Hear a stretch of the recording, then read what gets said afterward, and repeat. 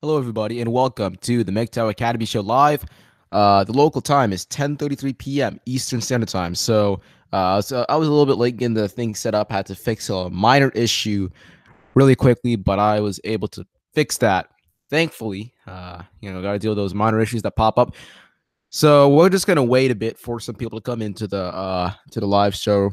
I literally just started a couple of seconds ago, so we have to wait for the notifications and all that to go out, so that way we can have people come into the stream. We have some articles lined up that we're going to be covering tonight. They're pretty heckin' interesting. So I've got that stuff lined up. I've had some issues. I've had some issues with being able to live stream. I tried messing around like with Expert Broadcaster for a bit. That didn't work out so well. So I'm just using Hangouts on Air. So it's actually not that bad. Not gonna lie. I'm using what I can, but it's not bad. I would prefer to use Expert Broadcaster because it just seems more. I just like the feel and all that. I like the way it looks as compared to Google Hangouts. I just like the more professional look or whatever you want to call it. But that's okay. All right, as long as I'm able to get my voice out there, as long as I'm able to do this stuff live, that's all I care about. So I'm not worrying about that too much. I'm gonna do a little check here with the audio to make sure it's all working properly. All right, there we go. Audio is working. Just want to verify because I had a live stream one time where I was talking and talking and talking, and the thing was off. Like I didn't even know that was off. I didn't even know the microphone was off. So we got some articles lined up here. We're gonna start with this first one here. It's from the feed or sbs.com.au, whatever you want to call it, right? All right, scroll down here. All right. So, young single people in Japan aren't having sex, and the reason is proving fatal. Almost half of single young men and women in Japan are virgins. Up to 70% of millennials aren't in a relationship, but their desire to marry one day remains. In a country where birth rates are not crashing, are crashing, the stats have been blamed on everything from anime to porn and women not pulling their weight.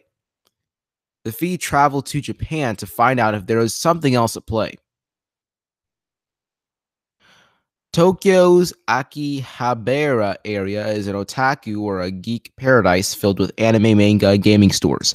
It's also the home of maid cafes, and on a Sunday morning, you can find young men hanging out, slouching against walls, waiting for them to open. Inside, they'll be fawned over and called master by some women dressed as cute, frilly, you guessed it, maids. Among these venues is God, all these weird Japanese names. How do you say that? Nadeshiko Sushi, Japan's first sushi restaurant, staffed entirely by women. But that's not gender equality because you're not including men. But okay, whatever.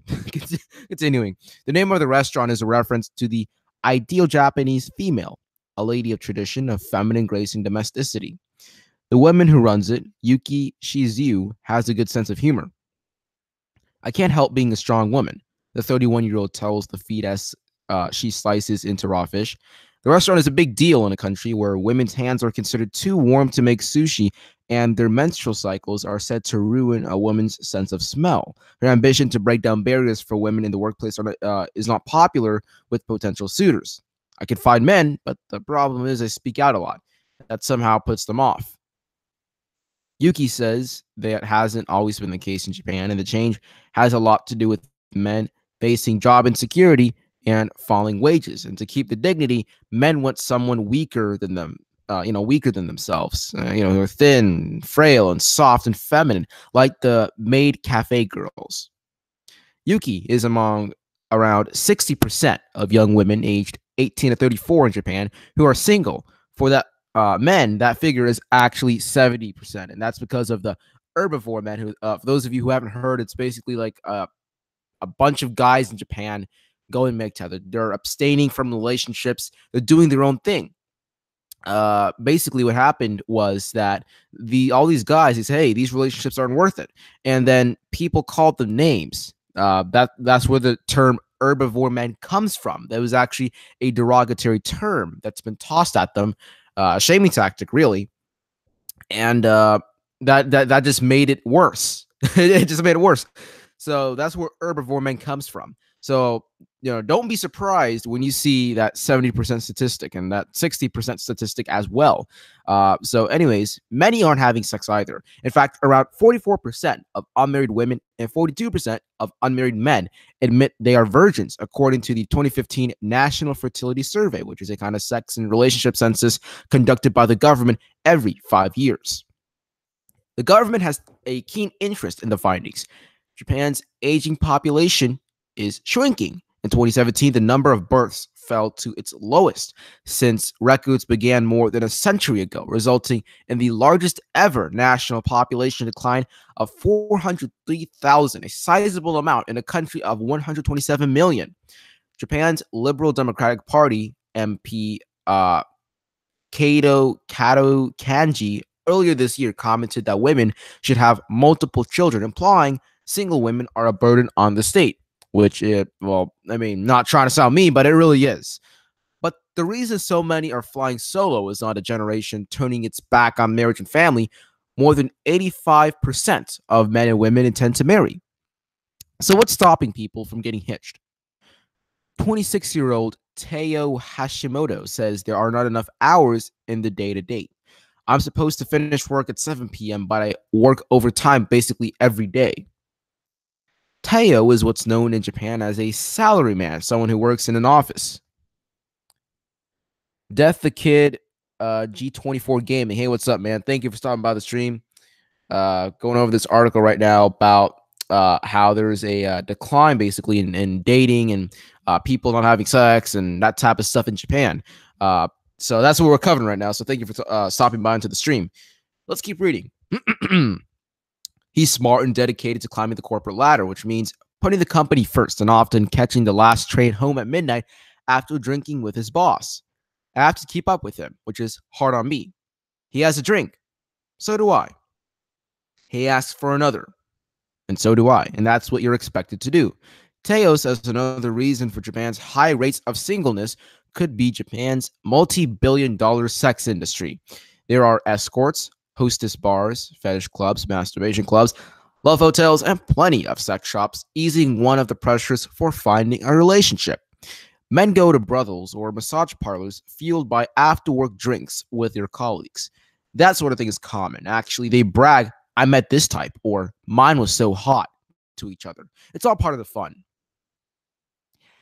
At the top of a Bano apartment block in Tokyo was a woman who has seen it all. How do you say that? Is it whatever? Just call it, AKA Queen Love. That's a better way to put it. Queen Love. We're gonna call it Queen Love. That's a better way to put it. So, Queen Love is a form of dominatrix turned sex and relationship therapist who says that when sex is on tap, there's no incentive to be in a relationship. And that's absolutely true. If you look at it from like an analytical perspective, basically, the price of pussy has dropped a lot. Okay, it's readily available. Hookup culture is, well, a culture now. It's common. That's where the term hookup culture comes from. Sex is readily available. A lot. I mean, that would be one of the great rewards of marriage or whatever, or relationships before hookup culture was so common. Guys are like, oh, when I get a girlfriend, when I get married, I'm gonna get some action every night. Oh yeah. Okay, yeah, that may be a bit too much, but you get the idea. Okay, and that doesn't always turn out to be the point. In fact, sex can be used against guys. It can be used as a manipulation tactic, and I'm sure many of you are familiar with that. But that's besides the point. Point is, the price of pussy has dropped a lot. The value has dropped a lot. All right, it's very easy to just get some. Pay $100 and you'll get some. All right, it's not like old-fashioned stuff anymore. We have to pay $2,000 worth of dates just to get some action. Nope, got to pay $100 and you're good. In Japan, this is becoming a business. People, they're like, hey, there's this huge industry here, and why not turn it into a business? So let's keep reading this. There are lots of places for men to have fun. Men don't have to bother having a girlfriend, she explains. Queen Love's clients are mostly in their 20s and 30s and lacking the confidence to talk to a real woman. Young people in today's Japan are into a virtual world where they meet very pretty girls. A flesh and blood girl is scary, as she might disobey you.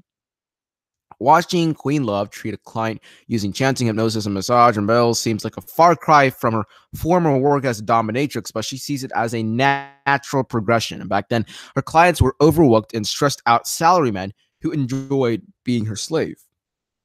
With me binding and whipping them, they were okay. That's now it's getting weird. So, warning alert or whatever. This is about to get weird. I'm sure. Just a warning because I didn't scroll through the whole article. But let's keep reading. With me binding and whipping them, the men were healed of their worries from the outside world, like troubles at work. She says.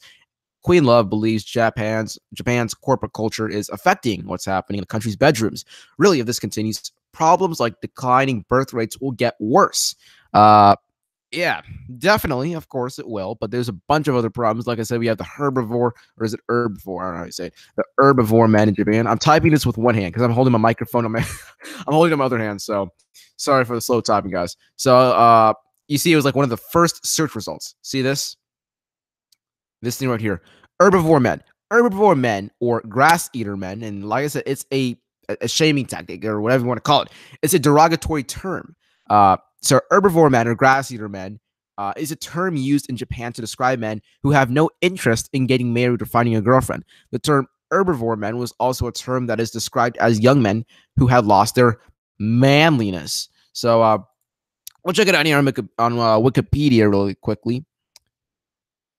Let's pull this thing up really quickly.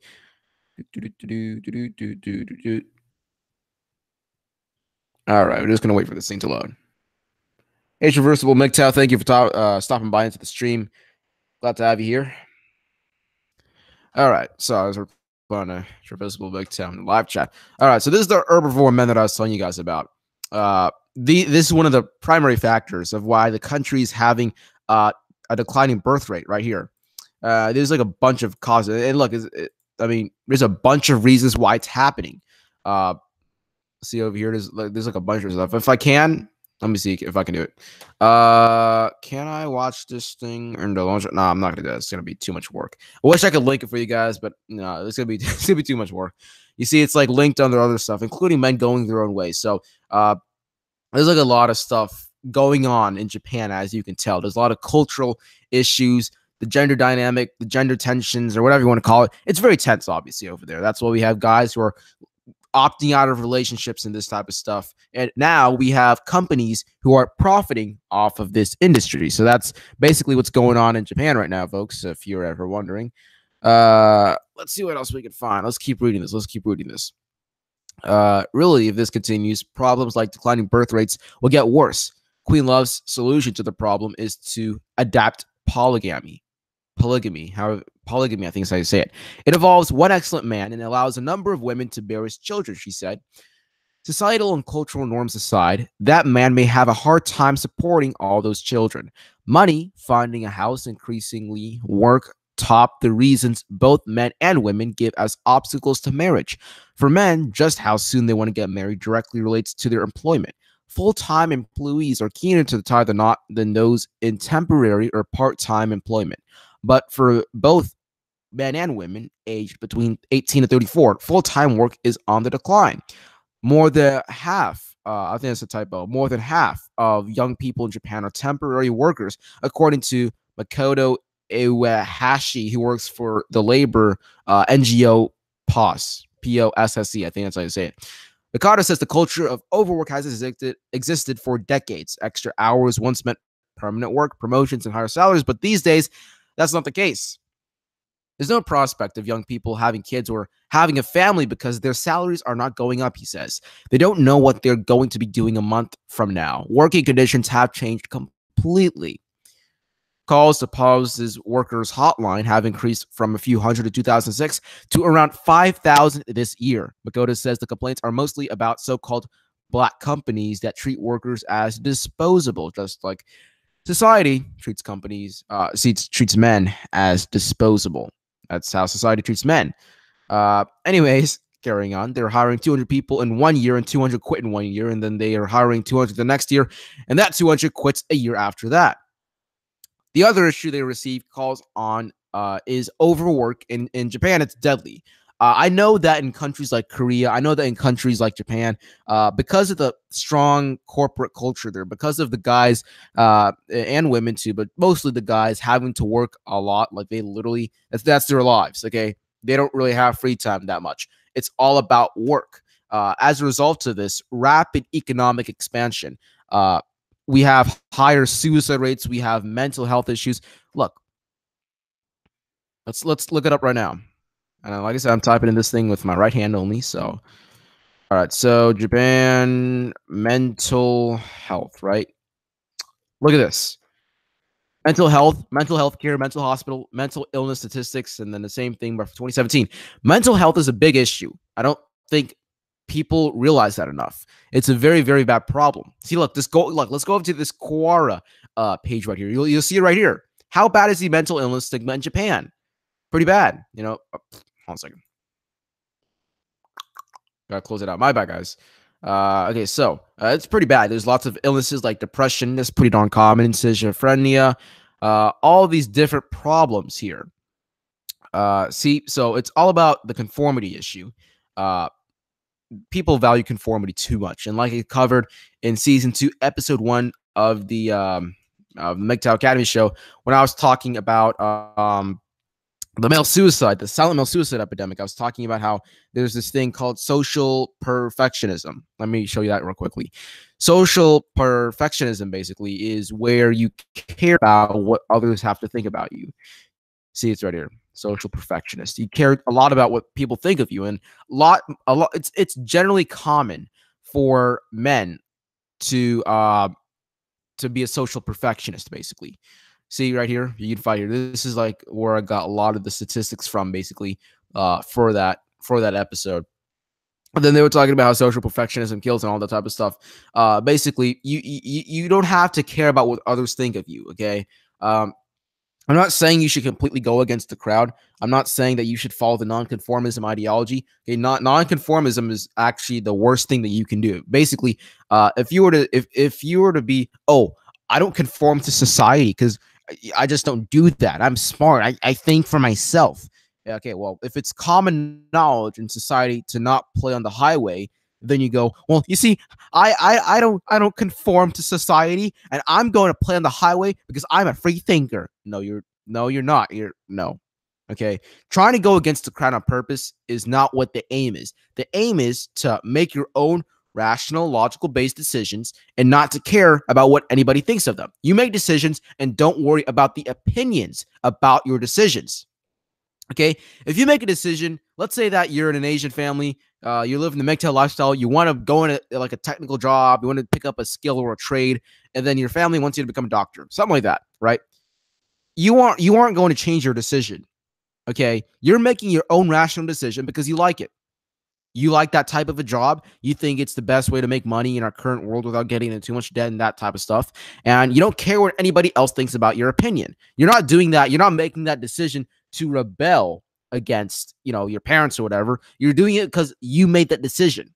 Okay. Don't care about what other people think. That's something that's very, very important regarding the mental health thing. So I thought I know I sidetracked a lot. I'm sorry about that, but I thought that was very, very important to cover. A lot of people don't realize how important mental health these days are, Yeah. Okay. So Traversable MGTOW put it perfectly in the live chat. Yeah, he said the problem with anti-conformity is you take on a group mentality and you conform. Yeah, exactly. You take on the group mentality thing. You become a herd. You just go you're a whole separate crowd. Okay. Okay. Look, the goal here is not to rebel. It's to make your own decisions and not worry about others' opinions of them. So let's just clear that up. All right. I wanted to clear that up. So that's my little quick rant on mental health. Now, anyways, let's keep reading this type of stuff. So, where was I? Right here. Okay. So, the other issue they receive calls on is overwork, and in Japan, it's deadly. The word karoshi literally means death from overwork in Japanese, Makoto wrote. Last financial year, 190 people died, officially died, or attempted suicide due to karoshi. And let's not forget, an interesting thing that I realized when I was doing my research for the Male Suicide Podcast was that suicide, like these attempted suicides or official suicides or whatever, that's like directly killing yourself. Like, that's like jumping in front of a train, jumping off of a bridge, putting a gun to your head, overdosing. That is like direct stuff. What a lot of people don't realize is that when you're suicidal, you do reckless things. Like, you don't wear a seatbelt in the car. You're gonna drive recklessly. You commit reckless behavior. Okay, maybe there could be a person who is suicidal. They drink a lot of beer. They drink a lot. They have an alcoholic problem. They drink a lot when they are depressed, and then they drink themselves to death. And then on the death report, or whatever the paper's called, what's it called? I can't remember the name at the right moment. This always happens to me, but whatever. The biopsy. There it is. The biopsy. On the biopsy report, they're going to say that person died from an alcoholic overdose or an alcoholic problem. I don't know what the term is. Okay, that's why I'm not going to become a doctor, because I'm not good with medical terms, obviously. But on the medical report, it would say, okay, this person died from overdosing on alcohol, when in reality, it was technically suicide. Technically, because that person was suicidal, and they made reckless decisions. So this is only like the official stuff. Okay, like I said, whenever you're suicidal, you tend to make reckless decisions. You know what I mean? So let's keep that in mind. This is only the official stuff right here. I would not be surprised if that number was like in the thousands, because like I said, this is a very prevalent, widespread issue across Japan. Like I said, we just looked up mental health issues in Japan, and a whole bunch of stuff popped up. So it's a very, very prevalent issue. Hello, Pure Gosu. Thank you for joining the stream, and I will keep it G.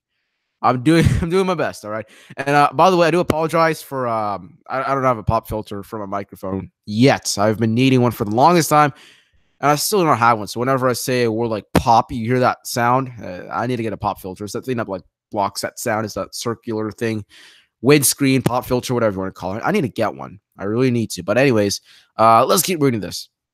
It took 8 months for Matsuri Takahashi to go from a bright young woman who gained a coveted position at advertising giant Dentsu to a shadow of herself, surviving on just 10 hours of sleep a week. So in a week, she only gets 10 hours of sleep. Dude, I would love to have 10 hours of sleep. Like a night. I get like maybe 7 hours of sleep a night. And here she is, poor woman, getting 10 hours of sleep a week. This shows you how messed up things really are in Japan. On Christmas Day 2015, the 24-year-old took her own life at a company dormitory. She left her mother a note that read, "Thank you, Mom, for everything you've done for me. Please don't blame yourself. Everything about my life and work is hard. Goodbye." Matsuri had worked more than 100 hours per month overtime in the lead up to her death. And like I said, mental health is a very, very, very, very, very important thing that many people don't realize. When you do this type of stuff, it causes a stress. So you have to realize that you have these things in life called stressors. A stressor is a cause of stress. And having all this stress on you, in addition to not having proper sleep, can have a tremendous effect on your health. Like, what it's like when you're tired and then you start to make irrational decisions and you're all of a sudden for no reason angry. Like, what it's like when you wake up and you're tired and you're just grumpy for no reason. That's what she's basically like. And then you lead to, suicide, for example, when you have these types of conditions. You know what I mean? It's like that. We have B Vale who just hopped up into the stream. Thank you for stopping by, B Vale. It's great to see you. So he said, a gentle, gradual decline of population wouldn't be a bad thing. Look at median salaries. It's a buyer's market for labor. The economic incentive to grow the labor force isn't there. Oh, yeah, that's right. That's actually very true. Also, you can't forget that a lot of the jobs that we have today exactly won't be there tomorrow. And they're getting replaced. So getting a job, could be harder too. And you're right with the labor force thing. Now, one thing that people don't realize is that there will be a shortage of skilled technical type of people. So people who do trade jobs, people who pick up a trade, they're gonna have a lot of trouble. I'm hearing stuff about, I think in Michigan, I think is where it is. There is this technical college of some sort, and they're literally lacking students. Like the students who go there, they're getting picked up by all these huge ass companies, and they can't even finish. They can't even finish their term or their couple of months there because they're all getting picked up by the bigger companies. And here we are. People are saying, "Oh, I need to become a doctor. I need to become an engineer. I need to become a lawyer. I need to make the big money." Yeah, you're gonna get in like a hell lot of student debt, and then you're gonna get the big money. But with these jobs, you don't get in that much debt. You actually earn a decent living, and yet We don't even have that many people going into this episode. It's amazing. It's just amazing how people don't know about this. Now I don't want to do a trade job. I have another job I have in mind. But still, if you don't have a job, if you don't have a career set in mind, consider getting a technical job. It's like the best path that you can take these days. So okay, Beaver also added, give me some statistical assurance that any child of mine will have as good of a life as I have had, and I might reconsider the guilt trip laid on me by pro-lifers of various stripes. And Pierre Gossi said, talk about those thoughts. Oh yeah, we'll see if we can get to some thought stories maybe later on. I actually do have some good mix because I am in 9th grade now. Let me tell you guys something. I've got some good stuff lined up for MGTOW stories. That's the series I run where I cover like a MGTOW type story and I give my social commentary or analysis on it at the end. I actually have one. I'll give you guys a little bit of a sneak peek or whatever from the next one. I'm about to do episode 10 next. It's gonna be probably called The Fool on the Floor. I know it sounds crazy, but it's where this fuck boy, one of my classes, ended up on the floor after chasing female attention. He fell out of it. I don't want to give it away. I'll tell you guys later. Okay, just stick around if you want to hear that. So, anyways, continuing on, Traversable MGTOW added, Marcus explains the same thing that happens with anti-feminism. We MGTOW have to guard against not becoming the opposite, but the same, and we just ignore. That's a good thing. Some people say that anti-feminism and feminism is like the same thing. I can see what they mean by that. You're absolutely right. And then B-Vale added, people can't buy a home of their own. Many people can't even buy a car anymore. Automakers are facing a crisis because they have priced themselves out of the market. And that's absolutely right. Yep. We have a student debt bubble. We have a home mortgage bubble.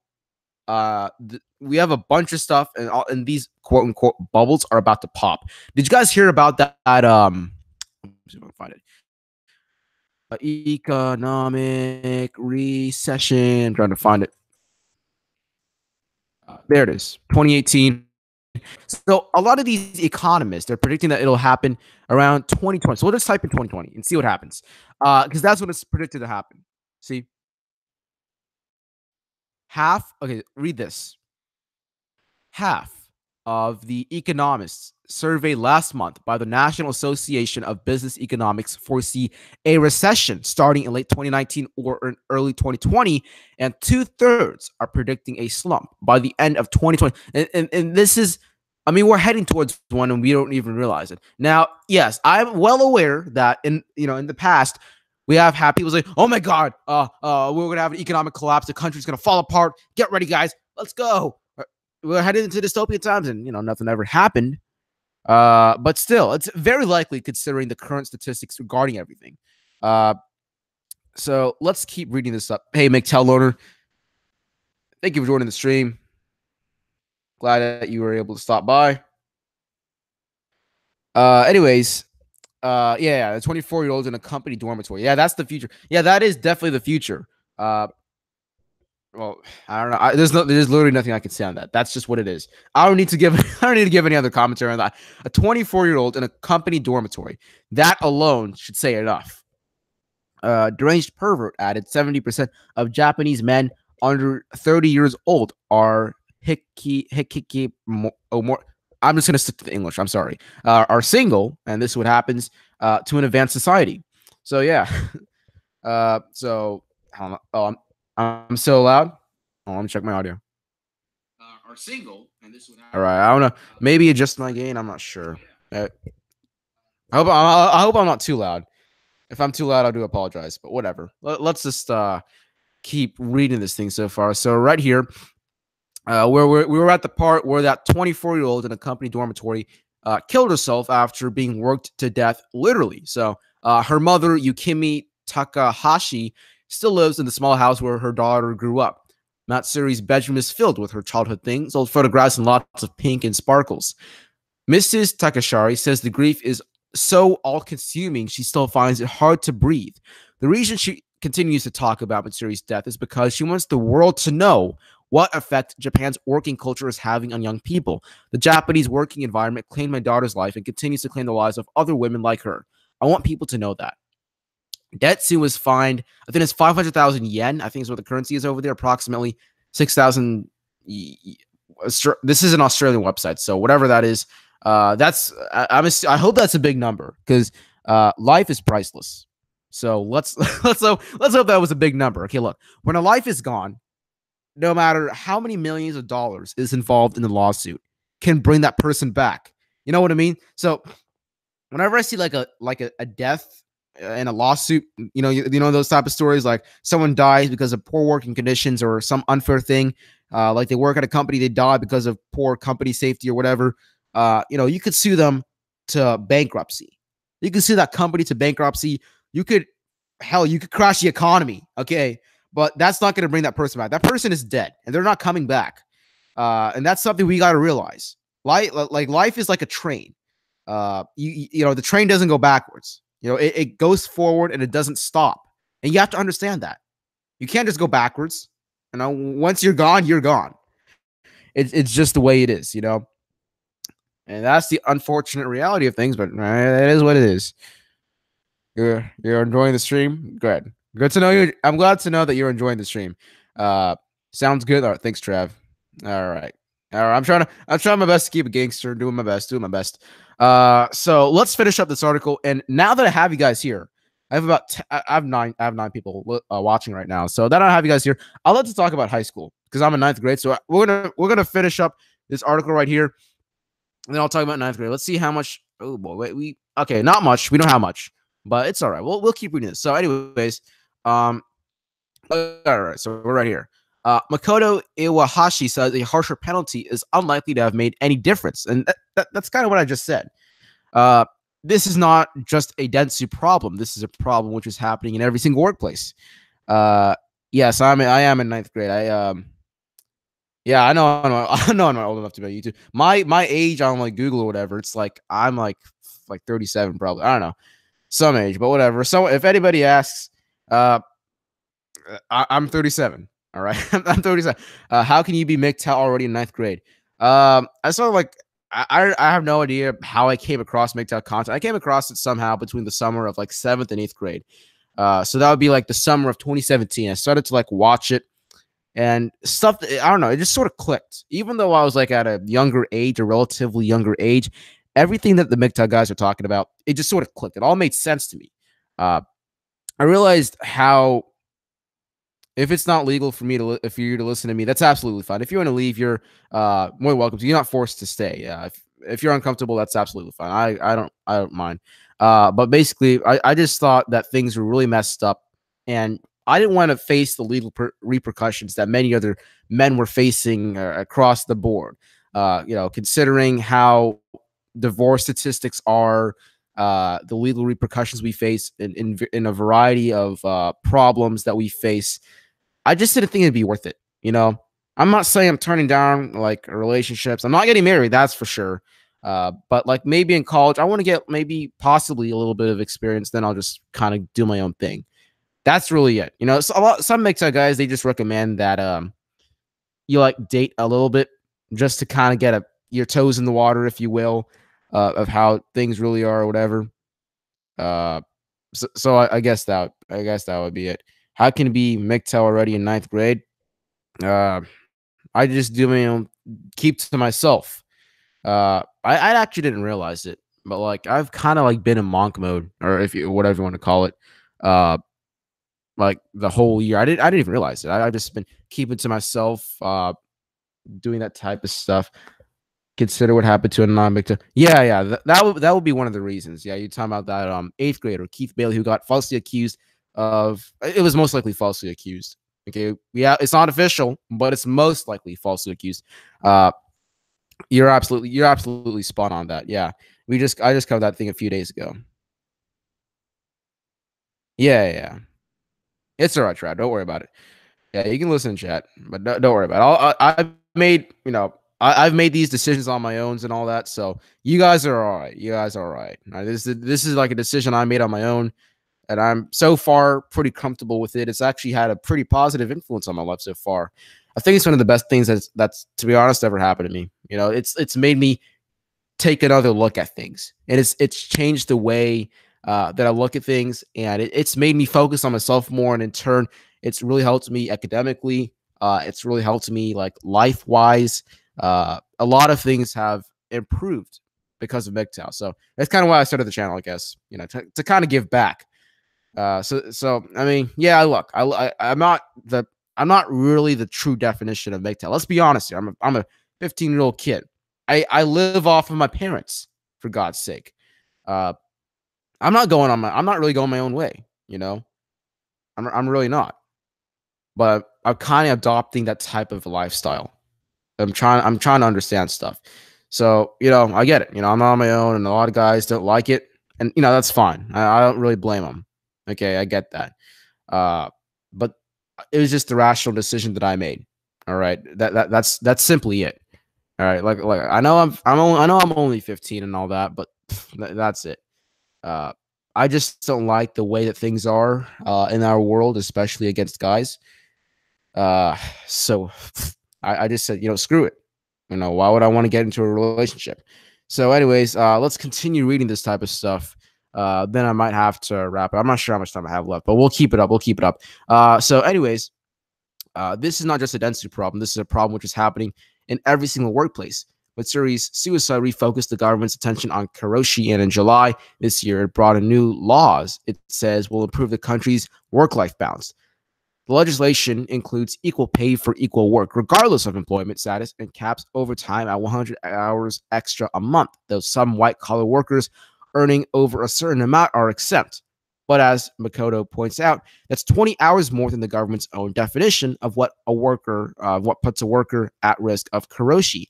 It's ridiculous. There is no law the company has to follow on keeping the actual numbers of hours that a worker works. So they can just forge timesheets, he says. Dakota doesn't believe the government is committed to real change. And hey, I gotta agree with this guy. The government probably isn't committed to real change. A lot of the times, more often than not, you'll find that money is the driven agenda behind things. Why are people being worked to death in Japan? Let's see. It's money. Obviously money. What's the reason that our country has been at war for over 10 years? Well, my country at least has been at war for over a decade. It's because of money. It's not for freedom and democracy. That's a bunch of lies made up by politicians and the government. You really think that the war in the Middle East is about freedom? You might want to rethink that.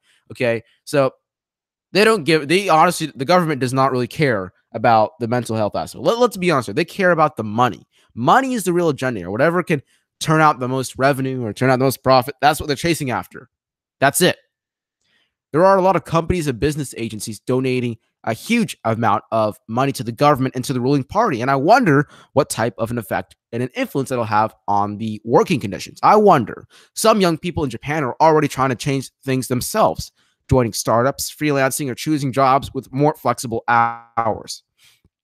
Sushi chef Yuki Shizu, for example, has created a flexible workplace for her staff and makes sure she takes time out for herself. Time, she says, can be spent with her significant other when she finds him. But so long as a culture of overwork and uncertain employment exists, many of Japan's millennials may continue to struggle to find love. As 26-year-old Teo Hashimoto says, to put it simply, the longer we work, the less time we have to ourselves.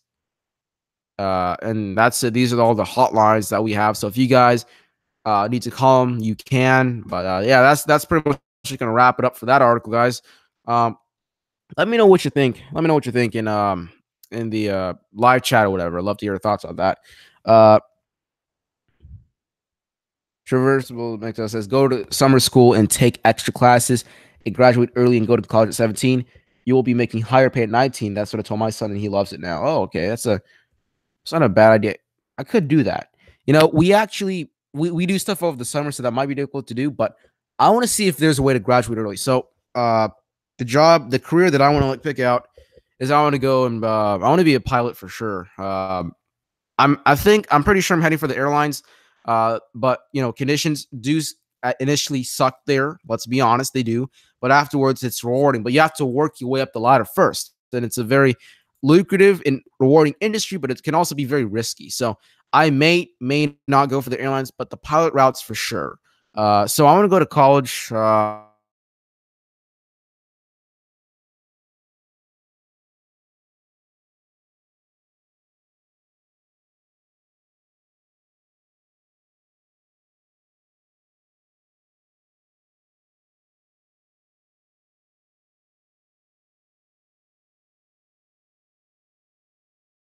to fall back on as a safety net. There's always technical school, but it'd be nice to have a degree in the process. It works. It's like knocking out two stones with is it with one stone? That's about to mess it up there. Green thing got turned off. Oh crap! Sorry about that, guys. I need to see if I can fix that. Okay, and we got that. All right. Sorry about that. But yeah, that's my plan. I'll go into like maybe broadcast journalism, something like that, then go into ATP flight school. And then in 2 years, I'll hopefully be working for the airlines if I am still sticking to my current decision. And if not, I'll pick up something else. Maybe I'll be corporate aviation, cargo aviation, find UPS and FedEx. Maybe I'll do maybe military if possible. Maybe I'll do what's called aerial photography. I can do a bunch of stuff, more than you think. So that's what I plan to do. The graduating early, that's definitely something I'm willing to work for. But I'm not sure how I would do it. And I'm not sure if we would be able to work that. I'll look into that though. That's actually a very, very good idea. So I'll look into that. Okay, let's look at this article right here. Whoa there, pal. Really? Trash. Okay. So what's this? Facebook thinks saying all men are trash is hate speech, but it's not. You're saying all men are trash isn't hate speech? How is it? No. Oh, okay. I see what they're talking about. Okay, that makes sense now. Well, I mean, calling all men are trash kind of is hate speech. Let me ask you this. If someone were to say all women are trash, what do you think the effects would be? I mean, I don't need to say it. We all know. No one needs to say it. We all know what would happen if someone said all women are trash. We all know the hunts. That person would be hunted down and killed, and it would be a big festival of killing that person or whatever. It would be like that. So if you were to say all women are trash, and that would be considered hate speech, then calling all men are trash is hate speech. And I got to be honest here. Facebook actually owned up to that. It is hate speech, and I'm actually honestly surprised how they're owning up to that. Wait, whoa. Who sarcastically posted this comment? Wait, maybe it's sarcastic. I'm not sure.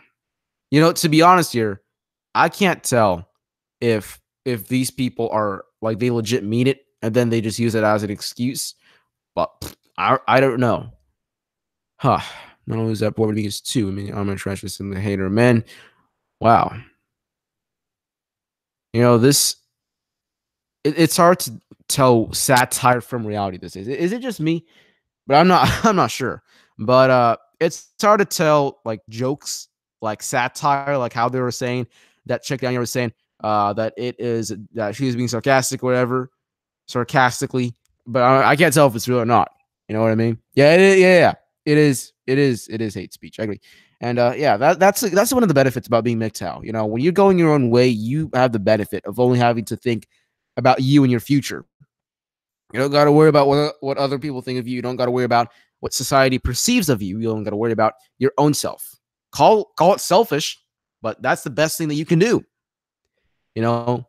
Even if you were to go into a relationship, let's say that you were to supposedly go into a relationship, the thing that you need to do first, in my opinion at least, is that you should work on yourself. And that's what a lot of other people agree on. Because I mean, you're going to be cohabitating with another person. I'm not saying you should be a perfect person with no faults at all. You know what I mean? But at least work on yourself a bit. Work on yourself and understand yourself before you attempt to understand somebody else. Okay, you can't just try to understand somebody else and try to get with someone else if you don't even understand yourself. Like that doesn't really make much sense when you think about it. You know what I mean?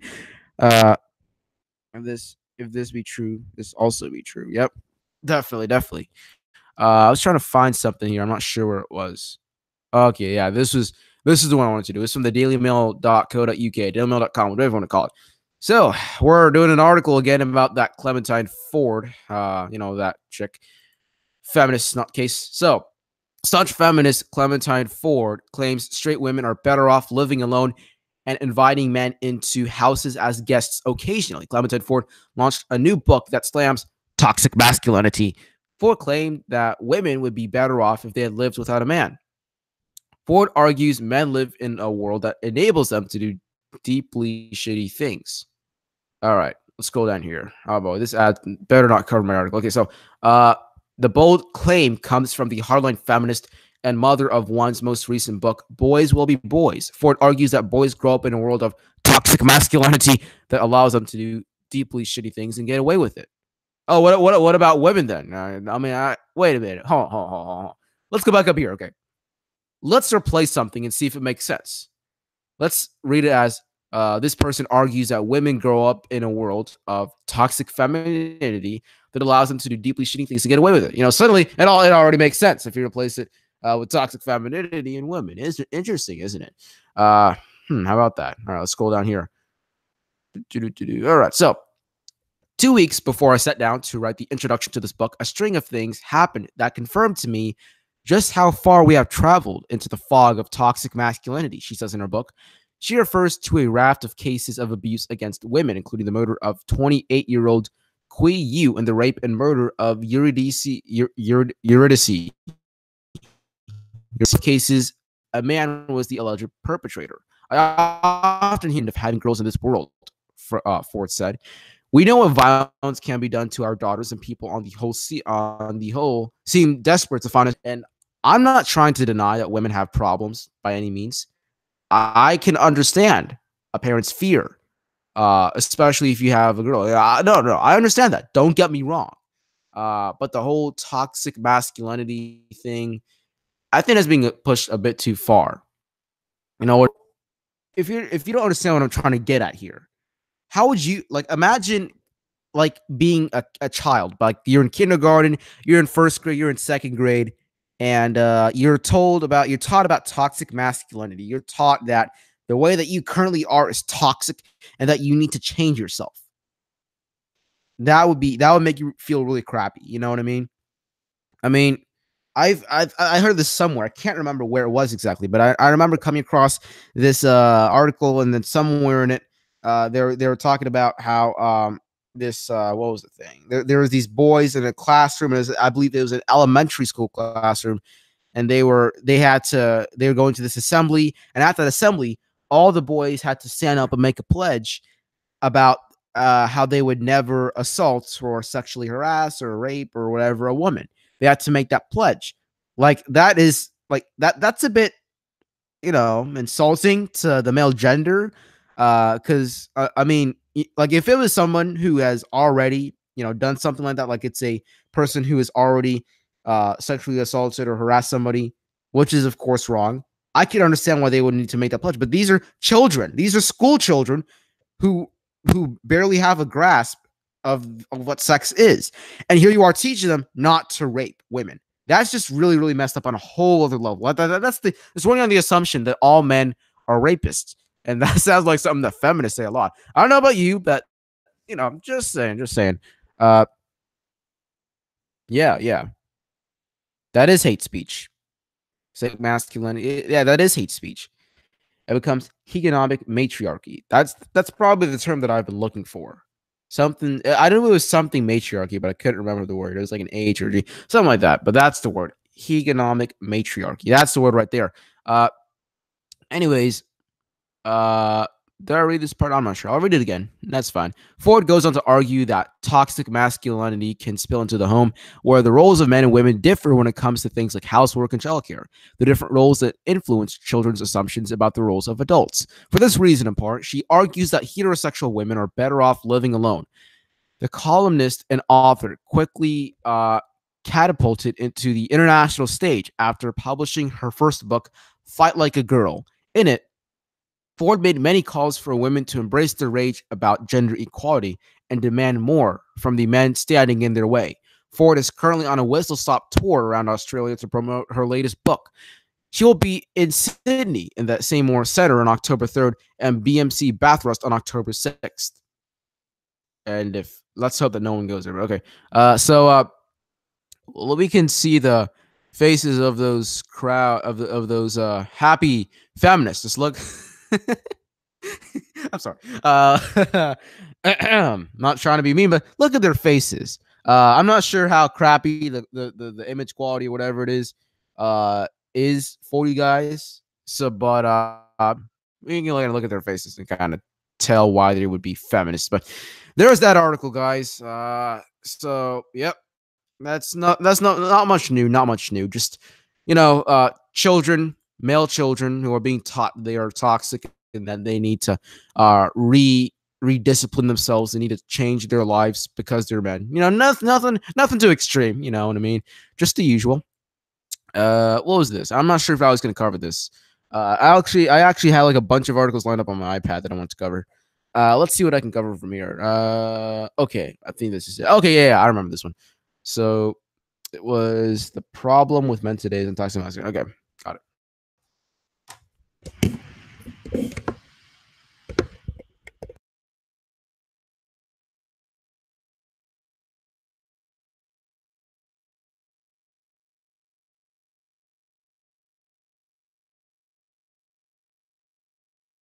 All right, so I had to search it up really quickly. I'm trying to find it. Okay, it's from the Federalist.com. That's the article I was trying to find. Alrighty, let's get this thing set up. All right, so this article is from the Federalist.com, and it's titled "The Problem with Men Today Isn't Toxic Masculinity; It's Passivity." Leagues the other day, some of the women, ladies in their 20s, were discussing how rare it is for men their age to step up, approach any feminine peers, and ask for a date, much less show any interest that could be seen as a move toward romance. I asked them a half serious, half facetious question. Isn't it true that in this age of toxic masculinity in the Me Too movement, that your problem is exactly the opposite? Young men approaching you regularly and just taking what they want? Their reaction? Eyes rolled. They said the problem with masculinity today is not toxicity, but passivity. Full stop.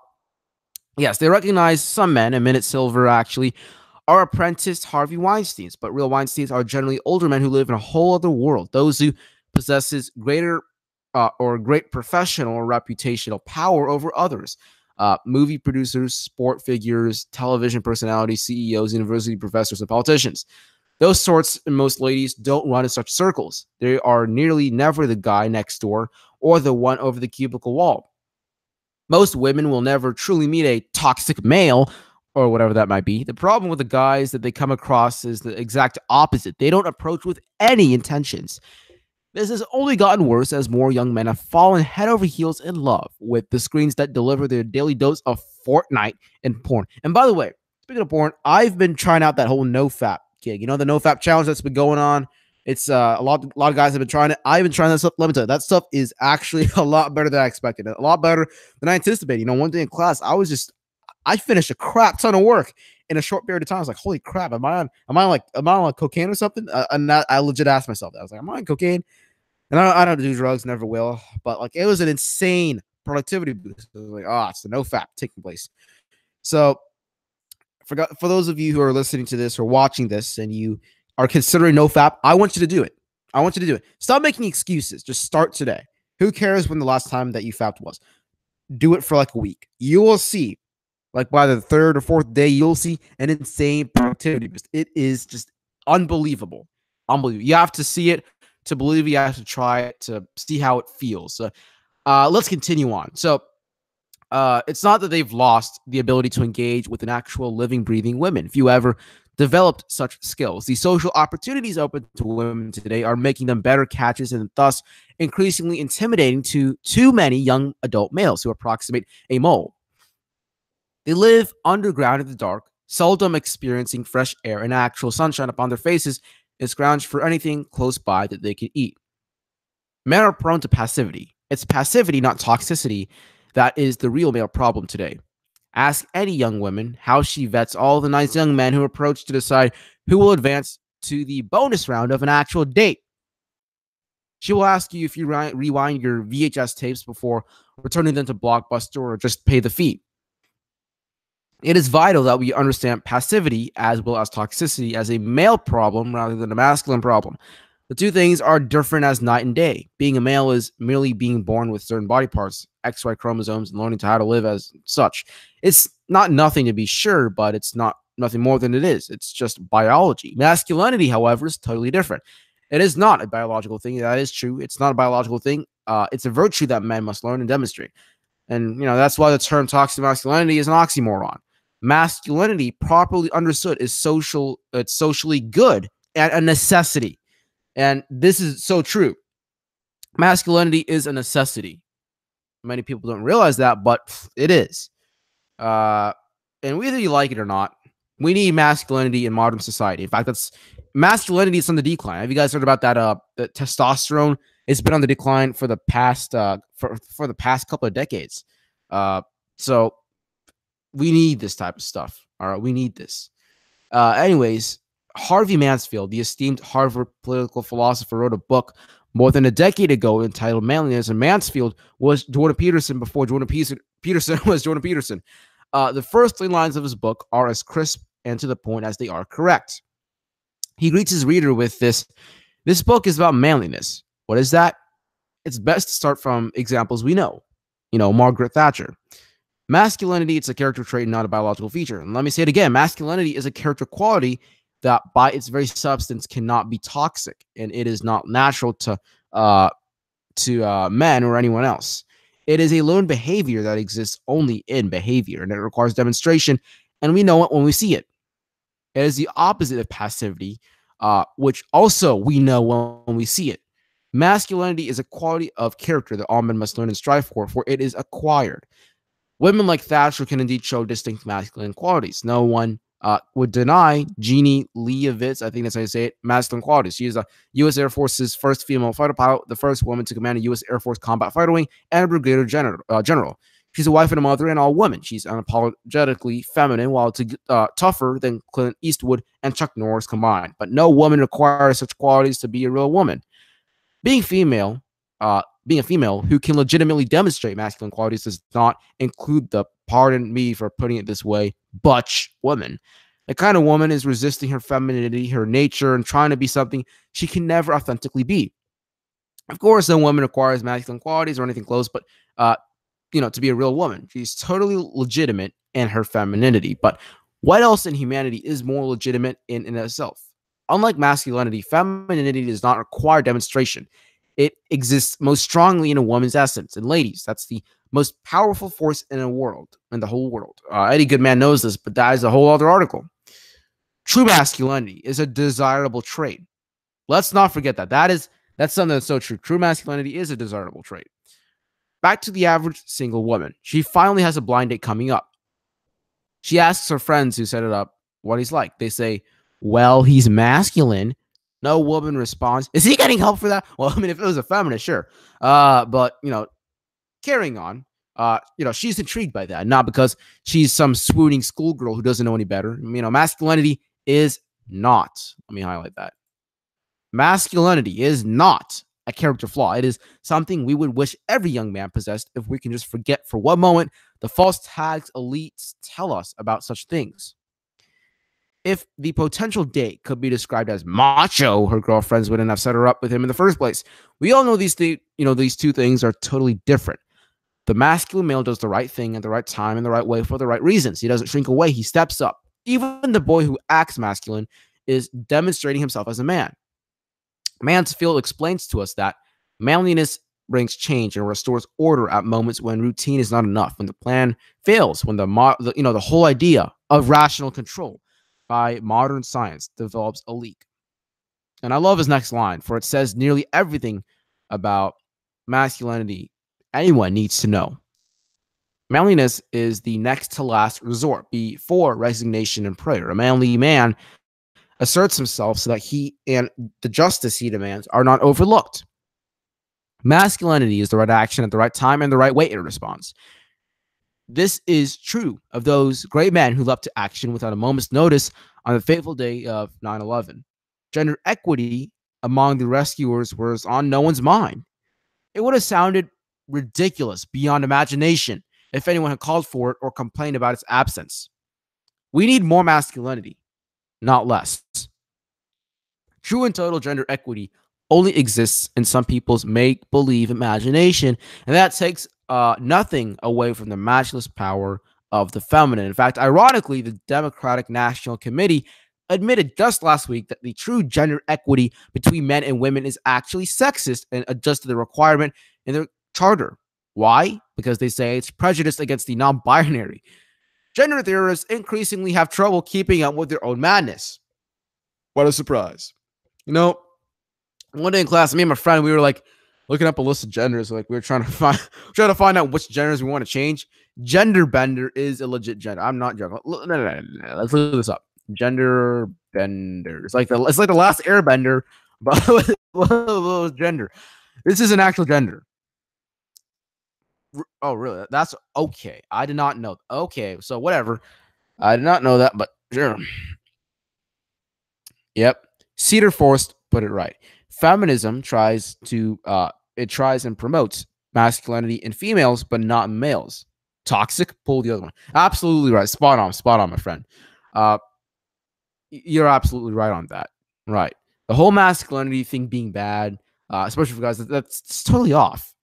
It doesn't make any sense. But again, feminism doesn't make any sense. So what do you expect, Anyways, masculinity doesn't just show itself in extreme cases of rescue. It is also true in the everyday of the man in this afternoon's meeting who immediately stood to get extra chairs for newcomers who had just arrived to no room at the table. He springs to create a different atmosphere out of the insufficient one that currently exists.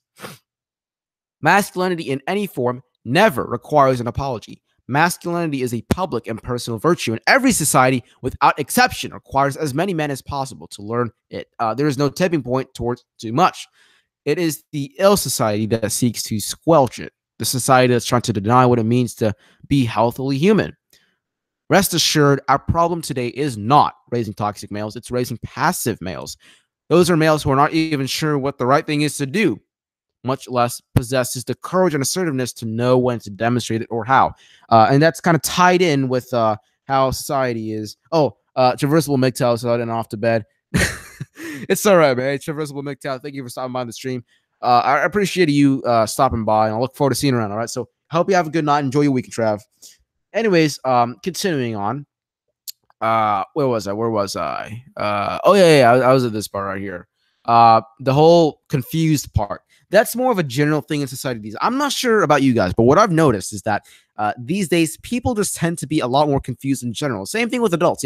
When you're a kid, you're like, oh, when I become an adult, I'll know everything. Like, there's always that perception that adults know everything, but you will be so surprised that a lot of people, more than you think, actually, are doing the whole fake it till you make it thing. Like 90% of the time, we don't even know, these people don't even know what they're doing.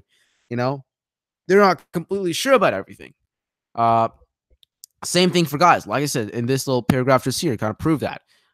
Guys aren't even sure what the right thing is to do. Okay, they don't want to be weak. They don't want to be a cuck or whatever you want to call it, but they don't also want to be a toxic male, as it's called. Anyways, masculinity can only be taught, encouraged, or even demanded by the previous generation of both men and women. Men teach and call younger boys up into it, and women set before the young male what he must do if he wants a shot at them. The culture that says we don't know how to turn these boys into men is tragically passive as well. We need to be men, all of us, to hitch up our collective trousers and teach our boys what manliness is and what it is not, and demand they act on it. If nothing else, there's a whole generation of young women hoping someone will step up and do so. And that's probably not going to happen considering the current statistics and everything. It really doesn't seem to work out so well. Like I said, we have marriage rates on decline. We have birth rates on the decline. Divorce is on the incline. We have all that type of stuff happening. So there's that. Let me see some real quickly. I want to check. I might just end it here right now because I think everyone left. It's been we've been doing this for over now. So I think that was a pretty good stream, guys. Anyways, I'm pretty sure if you're listening to this now, you're just listening to this after I've uploaded it to other podcast platforms. So anyways, guys, that's going to wrap it up for today's show. I look forward to doing more live shows as I've been able to finally fix that problem that I've came across. So please do share your thoughts with me. If you're watching this on YouTube, share your thoughts with me in the comment section below about the articles I covered. And if you're listening to this on a podcast platform like iTunes, the Apple Podcast app, Google Play Music, iHeartRadio, TuneIn, Stitcher, whatever it may be. Please share your thoughts with me via email, and I will reply as I always do. Anyways, guys, until next, I need to turn off my. Sorry, I'm not used to doing it live. I haven't done it in a while. Okay, there we go. You can get this thing set up. All right, guys. So that's gonna wrap it up for tonight's stream. Right now it's 11:38, so we've been on for like just over an hour. It's gonna wrap it up for tonight, guys. So like I've proved in today's stories and in today's articles, it's a very dangerous world out there. So be sure to keep taking your daily doses of red pills and to stay safe. Everybody, this is MGTOW Academy signing off.